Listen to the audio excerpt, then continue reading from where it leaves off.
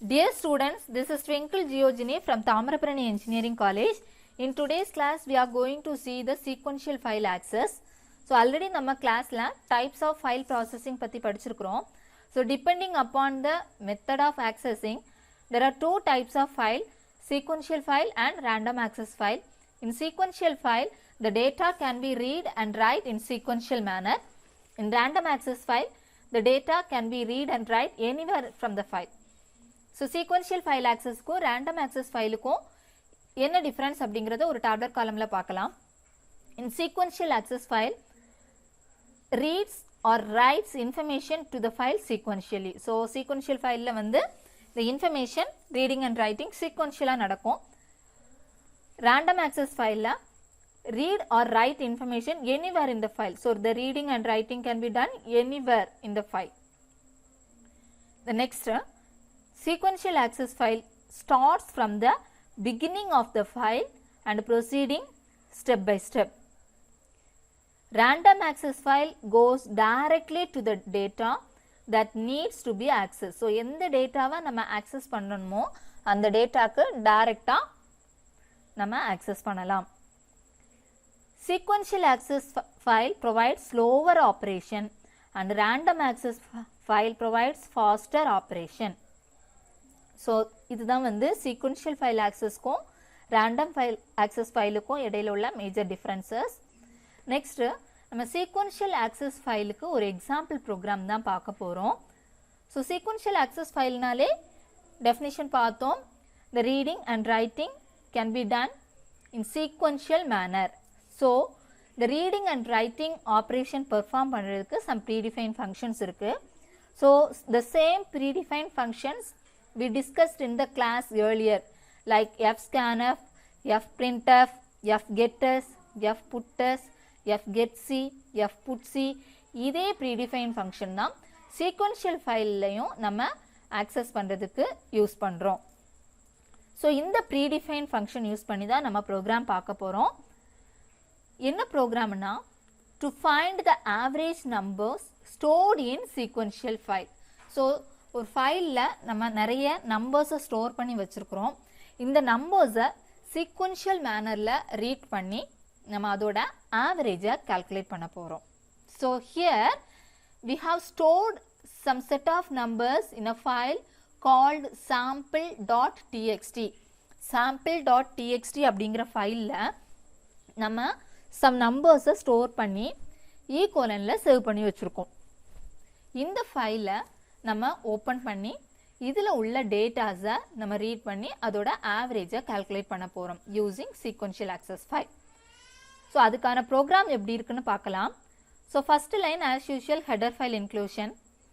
அடுத்தது within the main function we have variable declaration part. So இந்த variable declaration பார்ட்டில் நமக்கு இன்டிஜர் இருக்குது, ஃப்ளோட் வேரியபிள் டிக்ளரேஷன்ஸும் இருக்குது. ஸோ அது எதுக்குன்னு பார்க்கலாம். இன்டிஜரில் வி ஹாவ் ஐ, சம், என் அப்படின்னு 3 வேரியபிள்ஸ் இருக்குது. இந்த என் அப்படிங்கிற வேரியபிள் எதுக்காகனா ஃபைலில் இருந்து டேட்டாஸை ரீட் பண்ணி ஸ்டோர் பண்ணுறதுக்காக. சம் அப்படிங்கிற வேரியபிள் எதுக்காகனா அந்த டேட்டாஸை ஆட் பண்ணி டோட்டல் போடுறதுக்காக. ஆவரேஜ் அப்படின்னாலே நமக்கு டோட்டல் வேணும், அந்த டோட்டலை ஸ்டோர் பண்ணுறதுக்காக சம் அப்படிங்கிற வேரியபிள் இருக்குது. ஐ அப்படிங்கிற வேரியபிள் எதுக்காகனா டோட்டல் இன்டிஜர் நம்பர்ஸ் எவ்வளவு இருக்குது அப்படிங்கிற கவுண்ட்டை மெயின்டைன் பண்ணுறதுக்காக. ஸோ சம்மும் கவுண்ட்டும் தெரிஞ்சால் தான் நம்மளால் ஆவரேஜ் கால்குலேட் பண்ண முடியும். ஸோ அதை ரெண்டையும் கால்குலேட் பண்ணுறதுக்காக தான் ஐ அண்டு சம் இருக்குது. என் அப்படிங்கிறது ஃபைலில் உள்ள இன்டிஜர் டேட்டாவை ரீட் பண்ணி ஸ்டோர் பண்ணுறதுக்காக. தென் ஃப்ளோட் அப்படின்னு ஒரு டிக்ளரேஷன் இருக்குது. இது எதுக்காக அப்படின்னா ஆவரேஜ் நம்பரை கால்குலேட் பண்ணி ஸ்டோர் பண்ணுறதுக்காக. ஸோ டோட்டல் நம்பர்ஸை கால்குலேட் பண்ணியாச்சு, அதுக்கப்புறம் அதோட ஆவரேஜ் வேல்யூ என்ன அப்படிங்கிறத கால்குலேட் பண்ணுவோம். அதை ஸ்டோர் பண்ணுறதுக்காக we have a variable AVG. So இதை நம்ம ஃப்ளோட்டில் டிக்ளேர் பண்ணியிருக்கோம். ஏன்னா நம்ம ஒரு ஆவரேஜ் கால்குலேட் பண்ணும்போது அது கண்டிப்பாக ஹோல் நம்பராக வர்றதுக்கு சான்சஸ் கம்மி. அதனால் அதை நம்ம ஃப்ளோட்டில் டிக்ளேர் பண்ணியிருக்கிறோம். The next line is file pointer declaration line. அடுத்தது நம்ம ஃபைலை ஓப்பன் பண்ணுறோம். ஸோ ஃபைலை fopen அப்படிங்கிற ஃபங்க்ஷன் மூலமாக ஓப்பன் பண்ணுறோம். அதோட சின்டாக்ஸ் தெரியும். ஃபைல் பார்த்த கொடுத்து அதோட நேம் மோடை ஸ்பெசிஃபை பண்ணி ஓப்பன் பண்ணியாச்சு. இப்போ ஃபைலை ஓப்பன் பண்ணியாச்சு. நெக்ஸ்ட்டு ஃபைல்லேருந்து டேட்டாவை ரீட் பண்ணுறதுக்கான லைன். ஸோ fscanf அப்படிங்கிற ஃபங்க்ஷன் மூலமாக ரீட் பண்ணுறோம். அதோட சின்டாக்ஸ் நம்ம ஆல்ரெடி பார்த்துருக்குறோம். ஃபைல் பாயிண்டர், தென் என்ன டேட்டா, என்ன டைப் ஆஃப் டேட்டாவை ரீட் பண்ண போகிறோமோ அந்த டைப் ஆஃப் டேட்டாவோட கண்ட்ரோல் ஸ்ட்ரிங், என்ன நேமில் ஸ்டோர் பண்ணணுமோ அந்த வேரியபிள் நேம். இதை நம்ம ஒரு while லூப்பில் கொடுத்துருக்கோம். ஸோ while லூப் எதுக்காக அப்படின்னா, நம்ம ஒரு செட் ஆஃப் ஆப்ரேஷன் ரிப்பீட்டாக நடக்கணும் அப்படின்னாலே நம்ம லூப்பிங்கில் கொடுப்போம். ஸோ இங்கே fscanf அப்படிங்கிற ஃபங்க்ஷன் வந்து ஒரு டேட்டாவை ஒரு டைம் தான் ரீட் பண்ணும். ஸோ இந்த ரீடிங் அப்படிங்கிற operation here we have set of integer number in the file. அந்த நம்பர்ஸ் எல்லாமே ஒன் பை ஒன் நம்ம ரீட் பண்ணிக்கிட்டே இருக்கணும். ஸோ இங்கே ரீடிங் அப்படிங்கிற ஆப்ரேஷன் ரிப்பீட் ஆகிட்டே இருக்கணும். ஸோ அதனால் அதை ஒரு while லூப்புக்குள்ளே நம்ம கொடுத்துருக்குறோம்.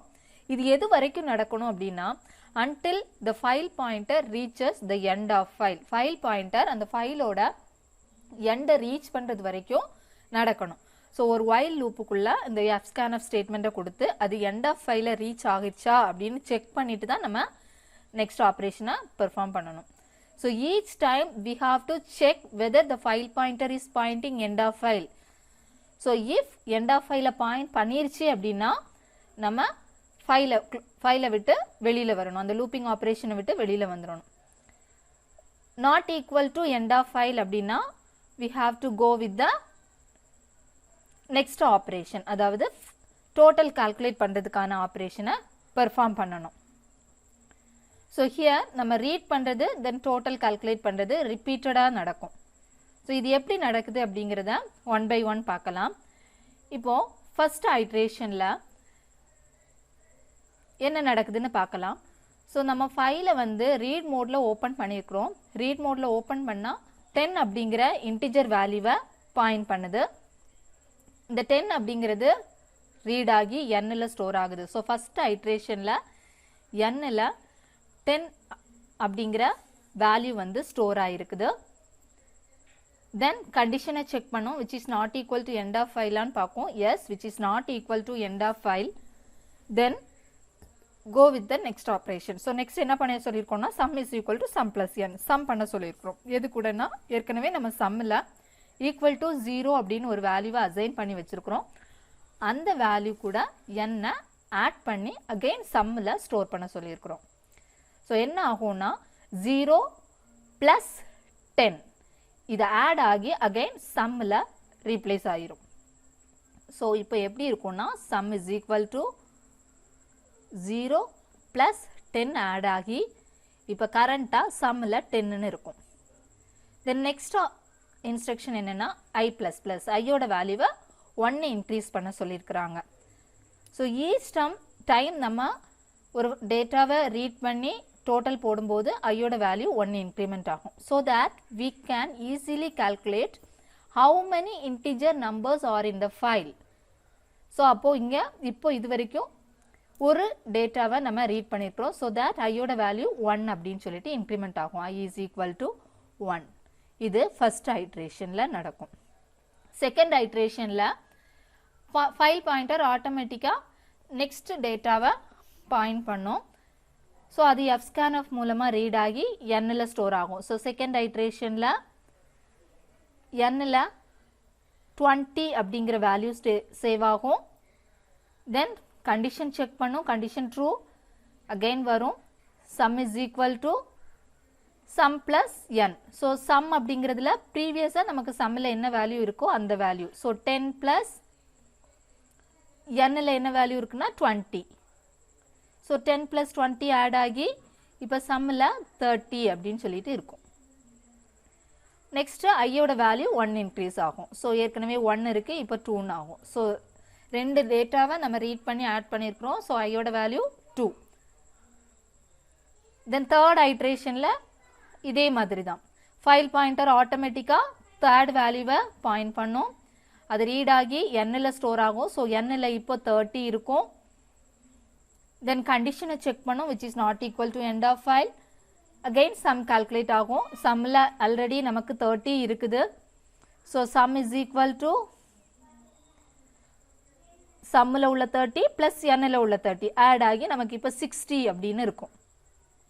ஐயோட வேல்யூ 1 இன்க்ரிமெண்ட் ஆகி I is equal to 3ன்னு இருக்கும்.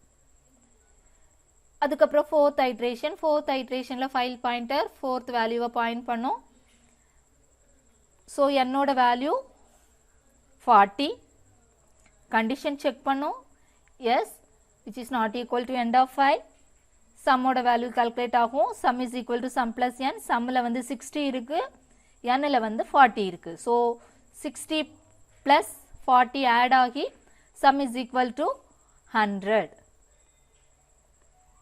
ஐயோட வேல்யூ 4னா இன்க்ரிமெண்ட் ஆகும். அகெயின் ஃபிஃப்த் ஐட்ரேஷனில் file pointer points to the fifth value. Then fifth ஐட்ரேஷனில் எண்ணில் 50 இருக்கும். கண்டிஷன் செக் பண்ணும். அகெயின் கீழே வரும். Sum is equal to sum plus N. Already 100 இருக்குது, இப்போ உள்ள 50 ஆட் ஆகி சம் இஸ் ஈக்குவல் டு 150 அப்படின்னு இருக்கும். ஐயோட வேல்யூ அகெயின் 1 இன்க்ரிமெண்ட் ஆகும். I is equal to 5. Again file pointer அடுத்த பொசிஷன் மூவ் ஆகும். அடுத்த பொசிஷனில் வந்து there is no integer data, that is end of file reach ஆயிடுச்சு ஃபைல் பாயிண்டர். கண்டிஷன் செக் பண்ணும்போது கண்டிஷன் ஃபால்ஸ் ஆயிடுச்சு. எப்போ கண்டிஷன் ஃபால்ஸ் ஆகுதோ லூப்பை விட்டு வெளியில் வந்துடும். ஸோ லூப்பை விட்டு வெளியில் வந்து நம்ம கால்குலேட் பண்ண சொல்லியிருக்கிறோம். என்னது? ஆவரேஜ். ஸோ நமக்கு டோட்டல் கிடச்சிருச்சு. சம்மில் வந்து டோட்டல் இருக்குது 150 அண்ட் ஐயில் டோட்டல் நம்பர் ஆஃப் இன்டிஜர்ஸ் இருக்குது. ஸோ இதை யூஸ் பண்ணி நம்ம ஆவரேஜ் ஃபார்முலா யூஸ் பண்ணி ஆவரேஜ் கால்குலேட் பண்ணியிருக்கலாம். So average is equal to sum divided by I. சம்மில் 150 டிவைடட் பை ஐ வந்து 5. ஸோ 150 டிவைடட் பை 5 அப்படிங்கும்போது the average is 30. ஸோ உங்களுக்கு அடுத்த ஸ்டேட்மெண்ட்டில் பிரிண்ட் பண்ணியிருக்கிறேன். பிரிண்ட்எஃப் ஸ்டேட்மெண்ட் மூலமாக the average is percentage of, because average அப்படிங்கிறது floating பாயிண்டில் நான் டிக்ளேர் பண்ணியிருக்கிறதுனால கண்ட்ரோல் ஸ்ட்ரிங் வந்து percentage of அப்படின்னு கொடுத்துருக்குறேன். ஸோ உங்களுக்கு ஆவரேஜ் வந்து 30.0 அப்படின்னு சொல்லிட்டு பிரிண்ட் ஆகும். இப்போது நமக்கு ஃபைலோட ஆப்ரேஷன் முடிஞ்சிருச்சு. ஃபைலை க்ளோஸ் பண்ணுறதுக்கான ஃபங்க்ஷனை கொடுத்து க்ளோஸ் பண்ணிடலாம். F close of file pointer return statement கொடுத்து ப்ரோக்ராமை க்ளோஸ் பண்ணிடலாம். ஸோ நமக்கு இப்போது அவுட்புட் ஸ்க்ரீனில் என்ன டிஸ்பிளே கிடைக்கும்னா த ஆவரேஜ் இஸ் 30.0 அப்படின்னு கிடைக்கும். ஸோ திஸ் இஸ் யார் அவுட்புட். ஹியர் 30.0 அப்படிங்கிறது எதுக்காக அப்படின்னா நம்ம த ஆவரேஜாக ஃப்ளோட்டிங் பாயிண்டில் டிக்ளேர் பண்ணியிருக்கிறோம். ஸோ 0.0 அப்படின்னு சொல்லிட்டு உங்களுக்கு டிஸ்பிளே ஆகும். தேங்க்யூ.